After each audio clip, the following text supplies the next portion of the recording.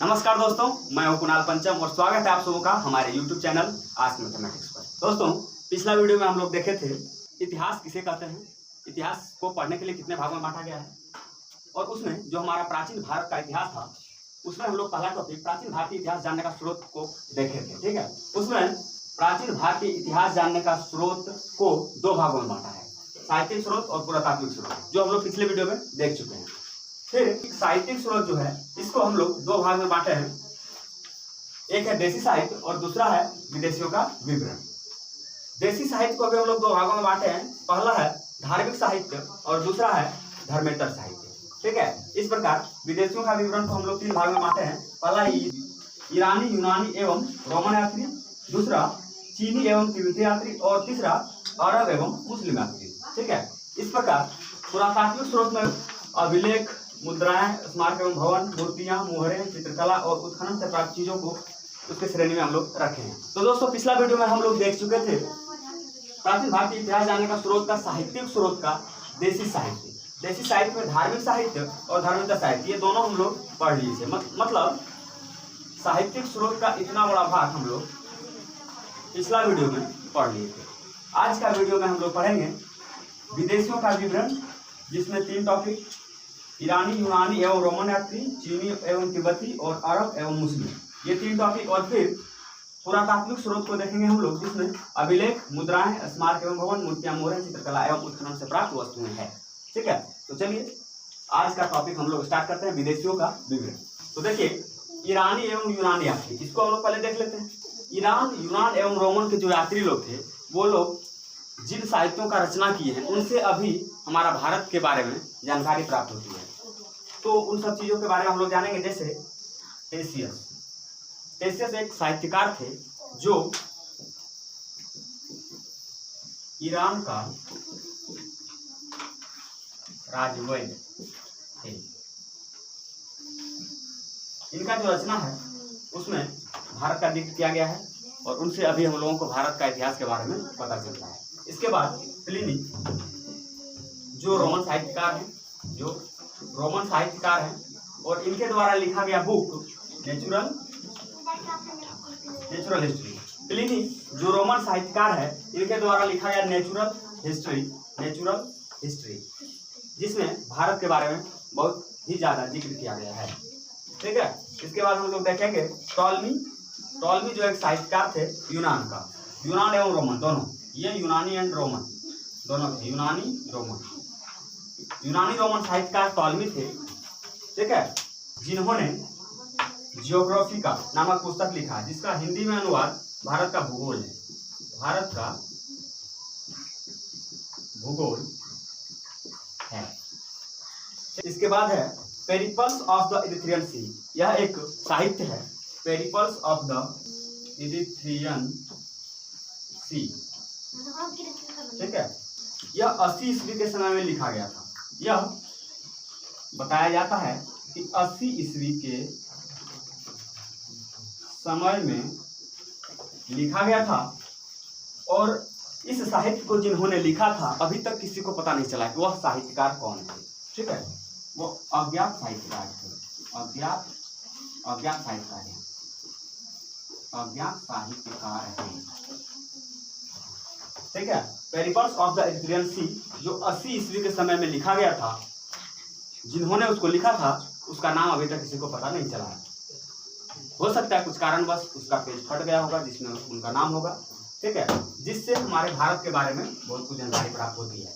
ये था ईरानी, यूनानी एवं रोमन यात्रियों के बारे में। ठीक है, जिन्होंने हमारे भारत के बारे में अपने साहित्य में बहुत कुछ लिखे हैं। ठीक है, ईरानी, यूनानी एवं रोमन यात्री में हम लोग बाकी सबको देख ले, लेकिन यूनानी यात्री थे उनका एक अलग से पढ़ना पड़ता है, क्योंकि उनका थोड़ा सा ज्यादा महत्व है, वो ज्यादा कुछ लिखे थे। ठीक है, इसलिए यूनानी के बारे में थोड़ा सा अच्छा से जान लेते हैं, इसको मिटा लेते हैं पहले। ये जो यूनानी थे, ठीक है, इसी में ये जो यूनानी यात्री थे, इसको हम लोग तीन भाग में पढ़ेंगे। ठीक है, पहला भाग पढ़ेंगे हम लोग सिकंदर के आक्रमण से पहले, दूसरा पढ़ेंगे सिकंदर के समकालीन, और तीसरा पढ़ेंगे सिकंदर के बाद। सिकंदर के बाद, ठीक है। मतलब यूनानी यात्री जो थे वो सिकंदर के आने से पहले भी बहुत कुछ लिखे थे, सिकंदर के समय में भी और सिकंदर के बाद भी, वो हम लोग को पढ़ना है, ठीक है। सिकंदर के आक्रमण से पूर्व जो लिखे थे यूनानी लोग वो थे एक नंबर में हेरोडोटस, ठीक है, हेरोडोटस, जिन्हें हम लोग इतिहास का पिता कहते हैं। इनके द्वारा लिखा गया जो पुस्तक था वो था हिस्टोरिका, ठीक है, हिस्टोरिका। इनके द्वारा लिखा गया पुस्तक जो था वो था हिस्टोरिका। ये था सिकंदर के आक्रमण से पहले। अब हम लोग देखेंगे सिकंदर के समकालीन, ठीक है।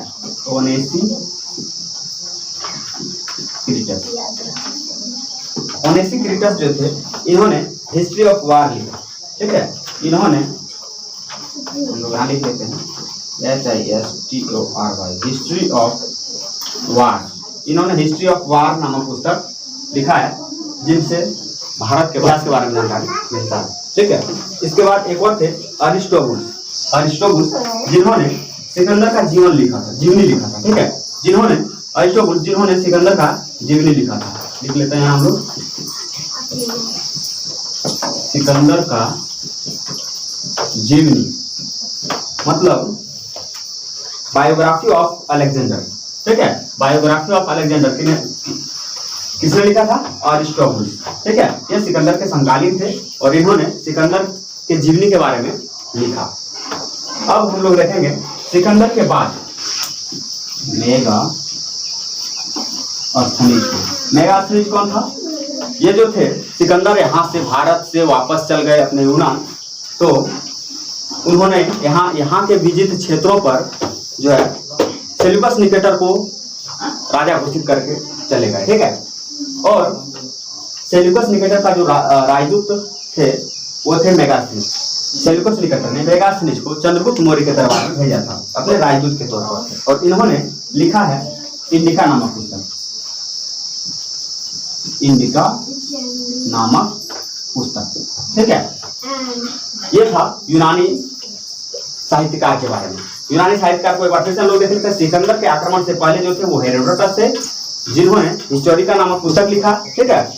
और इन्हें फादर ऑफ हिस्ट्री भी कहा जाता है, मतलब इतिहास का पिता हेरोडोटस को कहा जाता है। दूसरा नंबर में सिकंदर के समकालीन थे ओनेसिक्रिटस, ठीक है, जिन्होंने हिस्ट्री ऑफ वार नामक पुस्तक लिखा है, और एक अरिस्टोबुलस जिन्होंने सिकंदर का जीवनी लिखा, बायोग्राफी ऑफ अलेक्जेंडर। तीसरा में सिकंदर के बाद जो आए थे वो थे मेगास्थनीज, जो सिकंदर के सेनापति सेल्यूकस निकेटर का राजदूत मेगास्थनीज, जिनको चंद्रगुप्त मौर्य के दरबार में भेजा गया था।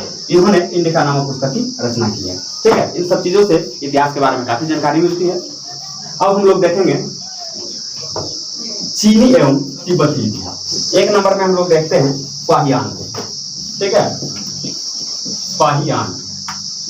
फाहियान जो थे वो गुप्त काल में आए थे लगभग 399 ईस्वी में, ठीक है। कब आए थे? गुप्त काल में। फाहियान जो थे वो चीनी यात्री हैं और ये गुप्त काल में आए थे 399 ईस्वी में लगभग, ठीक है। इनके द्वारा लिखा गया पुस्तक है the travel of Fahien, the travel of Fahien, ठीक है। इन्होंने एक पुस्तक लिखा है the travel of Fahien. Fahien जहां जहां यात्रा की है उनके बारे में काफी विस्तार पूर्वक इन्होंने लिखा है द ट्रेवल ऑफ फाहियान। और ये फिर यहाँ से वापस चले गए। ये लोग बौद्ध ग्रंथों को लेने के लिए या फिर बौद्ध ग्रंथों को पढ़ने के लिए यहाँ पे आया करते थे। दूसरा नंबर में है हेवेनसॉन्ग, ठीक है, हेवेनसॉन्ग। इसका एक और नाम है युआन चुआंग, ठीक है, युआन चुआंग, इसे युआन चुआंग भी कहा जाता है। ये जो है 629 ईस्वी में हर्षवर्धन के शासनकाल में आए थे। 629 ईस्वी में लगभग हर्षवर्धन के शासनकाल में ये हर्षवर्धन के शासनकाल में ह्वेनसांग जो थे वो हर्षवर्धन के शासनकाल में 629 ईस्वी में आए थे। ठीक है, इनके द्वारा लिखा गया पुस्तक है सीयू की records of the western world, the life of Hiuen Tsang, इसे कहा जाता है आत्रियों का राजकुमार। और इनके द्वारा लिखा गया पुस्तक है सीयू की रिकॉर्ड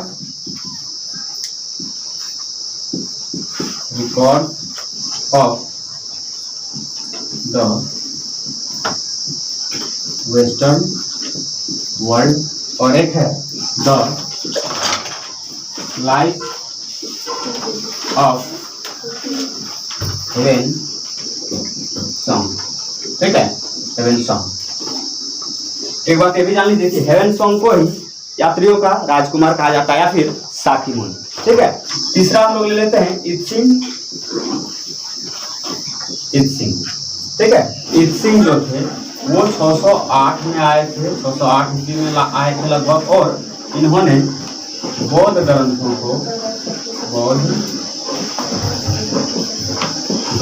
का चीनी भाषा में अनुवाद करवाया। ठीक है, इत्सिंग ने बौद्ध ग्रंथों को चीनी भाषा में अनुवाद करवाया था। और हम लोग चौथा पढ़ लेते हैं। हम लोग चौथा लामा तारानाथ। लामा तारानाथ जो तिब्बत के थे, ठीक है, इनके द्वारा रचित साहित्य जो है वो है कंग्यूर।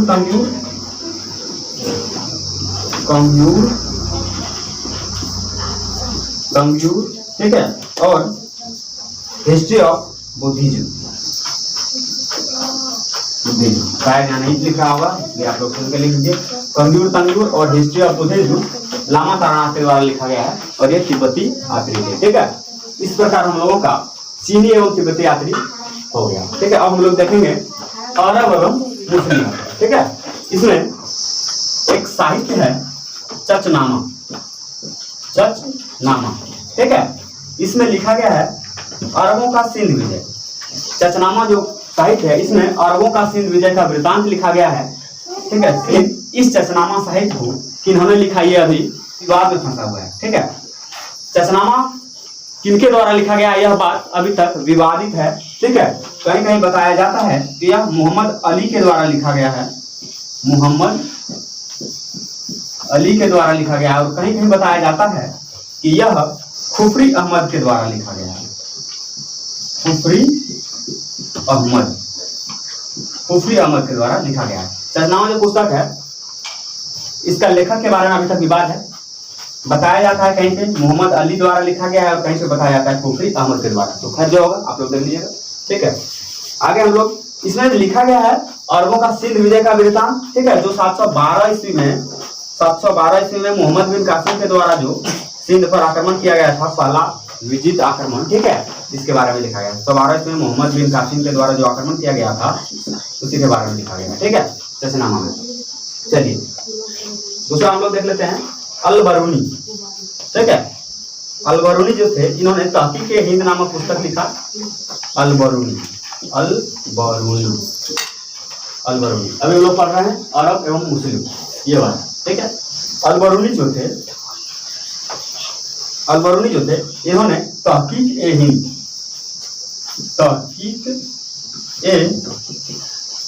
हिंद नामक साहित्य की रचना की है। ठीक है, इसके बाद नीचे लिखेंगे, शायद आप लोगों को दिखेगा, इसलिए मिटा लेते हैं।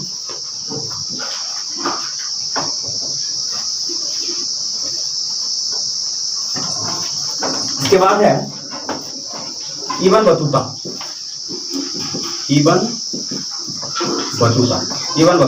ठीक है, इब्न बतूता के द्वारा लिखा गया है रेहला।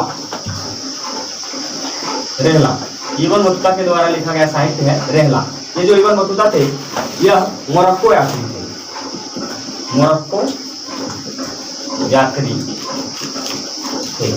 इब्न बतूता जो थे वो मोरक्को यात्री थे, और इनके द्वारा लिखा गया साहित्य जो है वो है रेहला।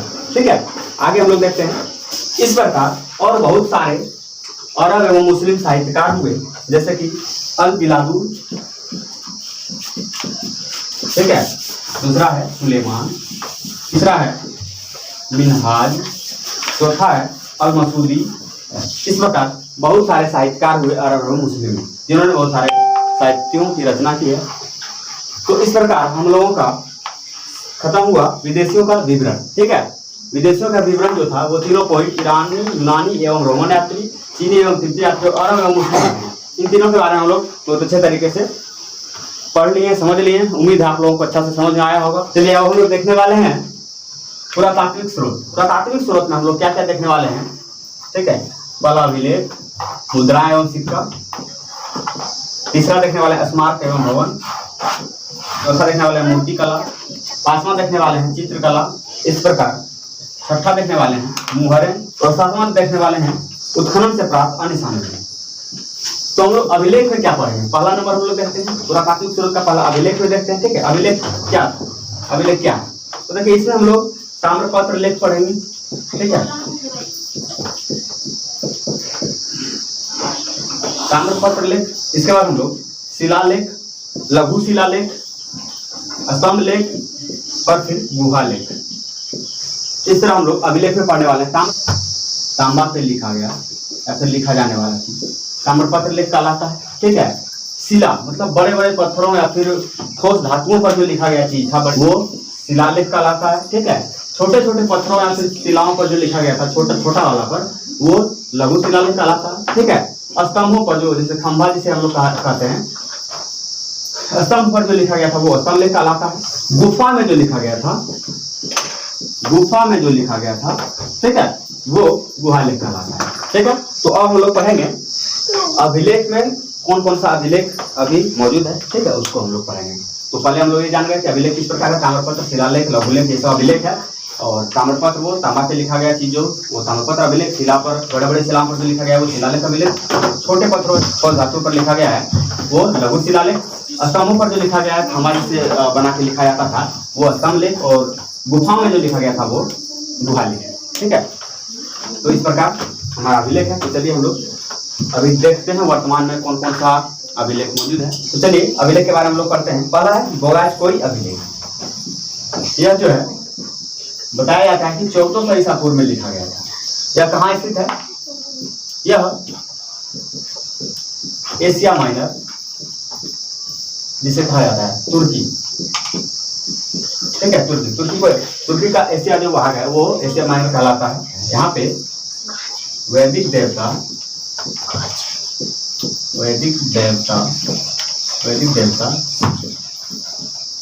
इंद्र, वरुण,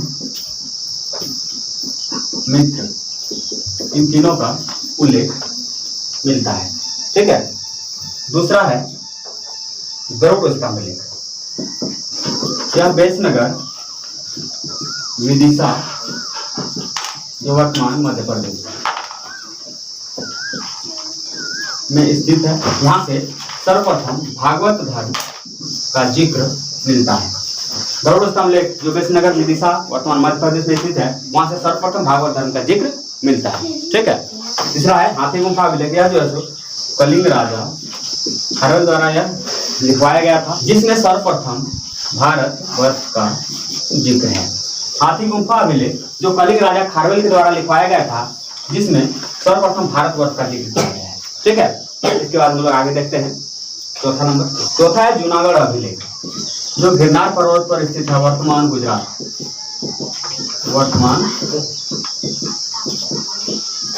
के सौराष्ट्र में। यह जो है रुद्रदामन प्रथम द्वारा लिखवाया गया था। जूनागढ़ अभिलेख जो गिरनार पर्वत पर वर्तमान गुजरात के सौराष्ट्र क्षेत्र में स्थित है, वह रुद्रदामन प्रथम के द्वारा लिखवाया गया था। ठीक है, यह था चौथा। गिरनार पर्वत पर प्रथम अभिलेख जो लिखवाए थे वो लिखवाए थे रुद्रदामन प्रथम द्वारा। ठीक है, प्रथम अभिलेख रुद्रदामन प्रथम द्वारा लिखवाया गया था। दूसरा जो लिखवाया गया था वो लिखवाया गया था अशोक के द्वारा, सम्राट अशोक के द्वारा। ठीक है, गिरनार पर्वत पर तीसरा जो लिखवाया गया था वो लिखवाया गया था स्कंदगुप्त के द्वारा।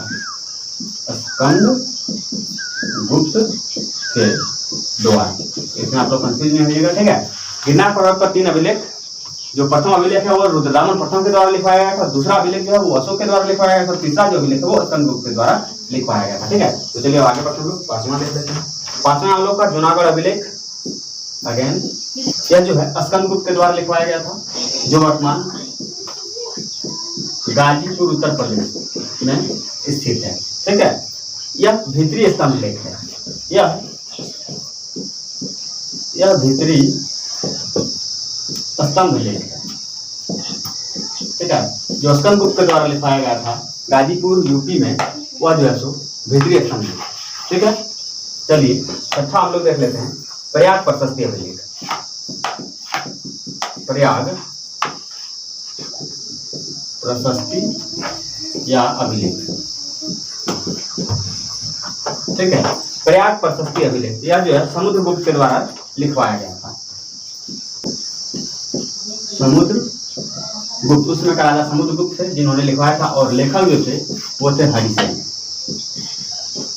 लिखने का कार्य जो किए थे वो हरिसेन। अब ऐसा थोड़े होता है कि राजा खुद ही लिखते थे, वैसा नहीं, लेखक कोई दूसरा होते थे, वो लिखवाते थे, उनका नाम चलता है। जैसे समुद्रगुप्त राजा थे उसमें, और लिखे थे कौन, लेखक कौन थे, हरिसेन। ठीक है, सातवां हम लोग देखेंगे मंदसौर अभिलेख। मंदसौर अभिलेख, जिसमें रेशम बुनकरों का जिक्र किया गया। मंदसौर अभिलेख जो है उसमें रेशम बुनकरों का जिक्र किया गया। ठीक है, यह मालवा नरेश यशोवर्मन के द्वारा रचित या फिर रचवाए हैं, उन्होंने रचवाए हैं। ठीक है, यह मालवा नरेश यशोवर्मन के द्वारा लिखवाया गया है मंदसौर अभिलेख। ठीक, जिसमें रेशम बुनकरों का जिक्र किया गया है। आठवां हम लोग देखेंगे ग्वालियर अभिलेख। ग्वालियर अभिलेख, ठीक, यह राजा भोज के द्वारा लिखवाया गया, जो प्रतिहार शासक थे। यह राजा भोज के द्वारा लिखवाया गया है, जो प्रतिहार शासक थे, जो प्रतिहार शासक थे, प्रतिहार शासक थे राजा भोज, जिन्होंने ग्वालियर अभिलेख लिखवाया। ठीक है, 9 नंबर में लोग देख लेते हैं ऐहोल अभिलेख जो है पुलिकेशन द्वितीय के द्वारा लिखवाया गया है, जो चालुक्य शासक थे। पुलिकेशन द्वितीय जिन्होंने ऐहोल अभिलेख को लिखवाया था। ठीक है, 10वां हम लोग देखेंगे मधुबन एवं बांसखेड़ा अभिलेख। मधुबन एवं बांसखेड़ा अभिलेख जो है वो हर्षवर्धन के द्वारा रचित है, या फिर वो लिखवाए थे, हर्षवर्धन लिखवाए थे। मधुबन एवं बांसखेड़ा अभिलेख हर्षवर्धन द्वारा लिखवाया गया है। ठीक है, अगला हम लोग देखेंगे देवपाड़ा अभिलेख। यह विजय सेन के द्वारा लिखवाया गया है, विजय सेन के द्वारा, बंगाल शासक विजय सेन के द्वारा। ठीक है, बंगाल शासक थे, यह बंगाल शासक विजय सेन के द्वारा देवपाड़ा अभिलेख लिखवाया गया है। ठीक है, अगला हम लोग देखते हैं नासिक अभिलेख। नासिक अभिलेख, जो नासिक अभिलेख जो गौतमी श्री के द्वारा रचित है। ठीक है, नासिक अभिलेख गौतमी श्री के द्वारा रचित है। अगला है अशोक के 14 अभिलेख या शिलालेख, जो काफी महत्वपूर्ण है, उसको हम लोग देख लेते हैं।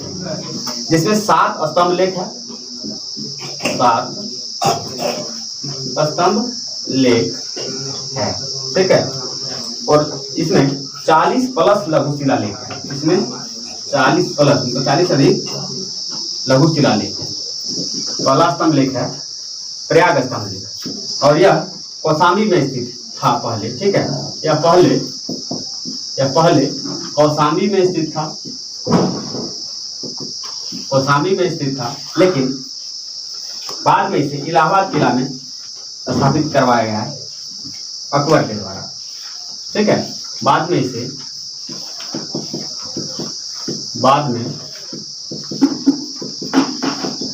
इलाहाबाद किला में इसे स्थापित करवाया गया है।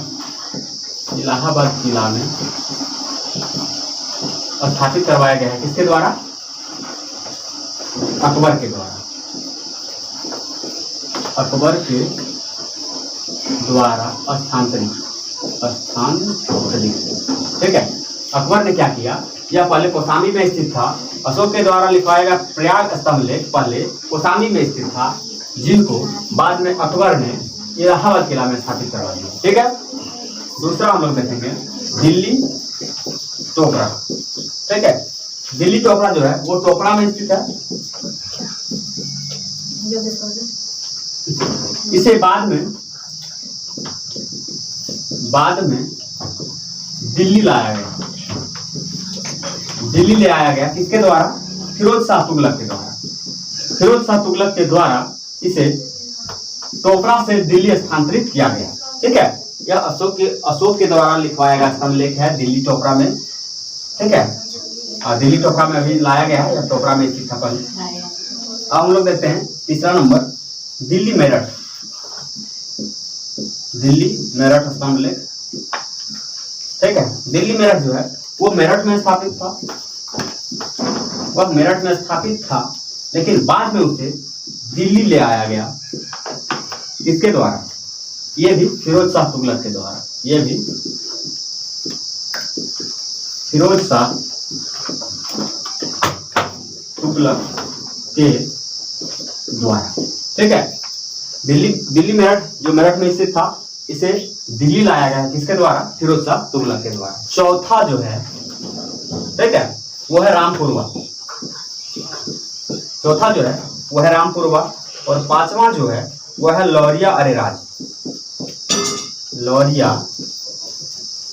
अरेराज। और छठा जो है लौरिया नंदनगढ़। ये तीनों जो है एक ही जगह स्थापित है, वो है अपना बिहार में। अपना बिहार में स्थापित है। बिहार में कहाँ? चंपारण में। ठीक है। तो यहाँ तक टोटल 6 हुआ है। 7वां रहा आप लोग खुद से देखिएगा 7वां क्या है। ठीक है। तो चलिए, ये हो गया अशोक के द्वारा लिखा गया 7 स्तंभ लेख। ठीक है। अब इससे हम लोग आगे बढ़ते हैं। मुद्राएं। ठीक है। मुद्राएं हम लोग देखेंगे। मुद्राएं में मुद्रा जो है उस समय का जो मुद्रा अभी हम लोगों को मिलता है, उससे क्या पता चलता है? उसमें तिथि लिखा रहता है, जिससे हम लोगों को पता चलता है कि यह मुद्रा किस काल में चलाया जा रहा था। और उस मुद्रा से यह पता चलता है कि उस समय का शासन व्यवस्था कैसा था, या फिर वह राज्य अमीर राज्य था या फिर गरीब राज्य था। ठीक है। मुद्रा से वह तिथि के अनुसार वह पता लगाया जाता है। साम्राज्य विस्तार, कहाँ तक वह मुद्रा मिला है, इससे यह पता चलता है कि इसका साम्राज्य विस्तार कितना दूर तक था। ठीक है। दूसरा तीसरा है राजा की मनोवृत्ति। राजा की मनोवृत्ति पता चलता है। राजा की मनोवृत्ति का पता चलता है। मतलब कोई राजा जैसे लक्ष्मी का मूर्ति वगैरह सिक्के पे ये खुदवाते थे, तो इससे उनका मनोवृत्ति पता चलता है कि वह कैसा मनोवृत्ति के थे। ठीक है। इसके बाद धर्म के बारे में पता चलता है। कोई किस धर्म से ताल्लुक है, वो अपने उस धर्म के अनुसार सिक्का चलवाते थे उस समय। ठीक है। इसके बाद आर्थिक क्षेत्र के बारे में पता चलता है, उस समय का आर्थिक क्षेत्र कैसा रहा होगा। ठीक है। मुद्रा स्थिति के बारे में पता चलता है। मुद्रा स्थिति के बारे में पता चलता है। ठीक है। इसके बाद धातु विज्ञान, सामाजिक संकल्पना का पता चलता है। धातु विज्ञान का पता चलता है। और फिर सामाजिक संकल्पना का पता चलता है। संकल्पना का पता चलता है। ठीक है। मुद्राएं से ये सब चीजें के बारे में पता चलता है। तो मुद्राएं आज के जीवन में काफी वैल्यू रखता है। उस समय का मुद्रा जो उत्खनन से प्राप्त होता है। ठीक है। चलिए आगे हम लोग देखते हैं। एक चीज और आप लोग जान लीजिए नोट में कि यवन लोग जो थे, यवन लोग किसे कहा जाता है? हिंदू यूनानी, शक, पहलव, कुषाण, ये लोग जो थे यवन कहा जाता है। हिंदू यूनानी, शक, पहलव, ठीक है, कुषाण, ये सब वंश के जो आदमी थे उन सबको एक साथ यवन कहा जाता है। इनके बारे में जो पता चलने का स्रोत है वो मात्र एक स्रोत है, वो है मुद्राएं। ठीक है। इन यवनों के बारे में सिर्फ और सिर्फ मुद्राओं से ही पता चलता है कि वो किस समय के राजा थे और कहाँ के राजा थे, या फिर क्या उसका राजा की मनोवृत्ति था, फिर आखिर मुद्रा, सब चीजों के बारे में, यवन के बारे में जो है मुद्राओं से ही प्राप्त होता है। ठीक है। एक दो क्वेश्चन लिख लीजिए। जैसे पहला क्वेश्चन है, पूरा क्वेश्चन होगा भारत में पूरा क्वेश्चन होगा कि सर्वप्रथम सोने का सिक्का किसने चलवाया? सर्वप्रथम सोने का सिक्का किसने चलवाया? ठीक है, इसका आंसर होगा हिंद यूनानी, इंडो ग्रीक। हिंद यूनानियों ने भारत में सर्वप्रथम सोने का सिक्का चलवाया था। ठीक है, इसके बाद सर्वाधिक शुद्ध सोने का सिक्का किसके द्वारा चलवाया गया था? सर्वाधिक मतलब सबसे ज्यादा शुद्ध सोने का सिक्का, सबसे ज्यादा शुद्ध था उसका,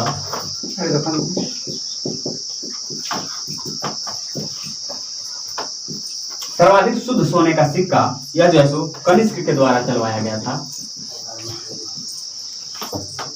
कनिष्क के द्वारा चलवाया गया था, जो कुषाण शासक थे। ठीक है, जो कुषाण शासक थे। और तीसरा क्वेश्चन है हम लोगों का, सबसे अधिक सोने का सिक्का किसके द्वारा चलवाया गया था? सबसे अधिक सोने का सिक्का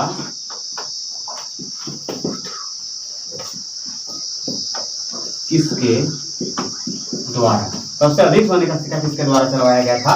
वो होगा गुप्त राजाओं द्वारा, गुप्त राजाओं के द्वारा।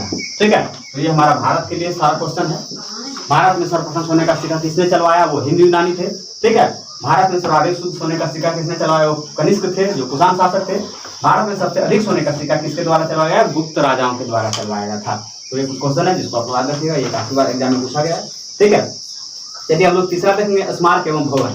स्मारक एवं, तीसरा में देखेंगे स्मारक एवं भवन। इसमें हम लोग देखेंगे राजप्रसाद।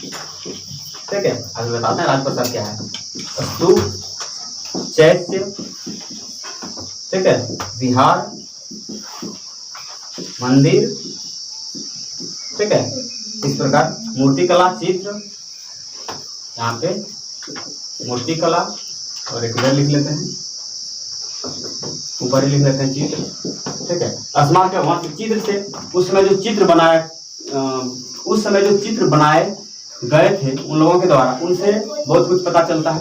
ठीक है, राजप्रसाद का मतलब होता है कि राजा का जो महल होता है ना, वही राजा का जो बड़ा बड़ा महल होता था, वो आज भी कुम्हरार में, चंद्रगुप्त मौर्य यानी मौर्य वंश का जो महल था वो कुम्हरार, पटना के कुम्हरार में अभी भी देखा जा सकता है। उसका अस्तित्व है अभी, काठ लकड़ी का जो बना हुआ था। ठीक है, वही राजप्रसाद होता है। इसके बाद स्तूप का निर्माण करवाया जाता था, ऐसे गोल हुआ करता था, इस प्रकार स्तूप हुआ करता था। ठीक है, इस प्रकार कुछ स्तूप होता है। इसके बाद चैत्य है, विहार मतलब घूमने का जो जगह होता था, जैसे पार्क जैसा अभी फिलहाल पार्क हम लोग का उदाहरण के लिए। इस प्रकार से मंदिर से पता चलता है कि उसमें का क्या था, मूर्तिकला, मूर्ति जैसे बनाया जाता था, उससे पता चलता है कि क्या था। ठीक है, इस तरह चित्र से पता चलता है। जैसे मंदिर में हम लोग देख सकते हैं कैलाश रथ, खजुराहो मंदिर। ठीक है, स्तूप में हम लोग देख सकते हैं सांची स्तूप, भरहुत स्तूप, सांची स्तूप, भरहुत स्तूप। तो इस प्रकार इन सब चीजों से भविष्य के समय में हुआ जो भी चीज था, उन सारी चीजों के बारे में वर्तमान में पता चलता है। ठीक है, इससे आगे हम लोग जैसे मूर्तिकला, ठीक है, इससे आगे हम लोग मूर्तिकला, जिससे उस समय के समय में जो मूर्ति बनाया गया था, अभी भी महात्मा बुद्ध का मूर्ति या फिर सिंधु घाटी सभ्यता में जो मूर्ति मिला है पशुपतिनाथ का, उन सब चीज़ों से उस समय के सिचुएशन का हिसाब हम लोग अभी से लगाते हैं। ठीक है, और मुहर, जैसे सिंधु घाटी सभ्यता में मुहरे बहुत सारा मिला है। ठीक है, उनसे उस समय के जीवन यापन किस प्रकार वो लोग करते थे उसके बारे में हम लोग को पता चलता है मुहरे से। ठीक है, चित्रकला उसमें भी किया जाता था, तो उससे भी पता चलता है। इस प्रकार है। तो ये था पुरातात्विक स्रोत से पता चलने वाला इतिहास के बारे में। तो दोस्तों यह टॉपिक आज यही समाप्त होता है, और इससे आगे हम लोग अगला टॉपिक देखेंगे अगले वीडियो में। आज के लिए बस इतना ही, धन्यवाद।